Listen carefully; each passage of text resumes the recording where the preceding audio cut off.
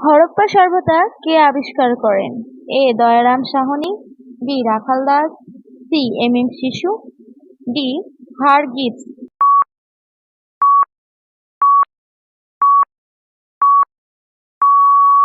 সঠিক উত্তর এ. দয়ারাম সাহনি। রামায়ণ ও মহাভারত কোন যুগে রচিত হয়েছিল? এ. সিন্ধু উপত্যকা যুগে, বি. দ্রাবিড় যুগে, সি. বৈদিক যুগে, ডি. আর্য যুগে।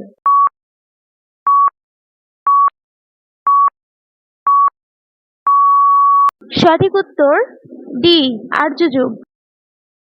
কোন শাসনামলে প্রথম চীন পর্যটক ভারতে আসে? এ. সমুদ্রগুপ্ত, বি. চন্দ্রগুপ্ত প্রথম, সি. হর্ষবর্ধন, ডি. দ্বিতীয় চন্দ্রগুপ্ত।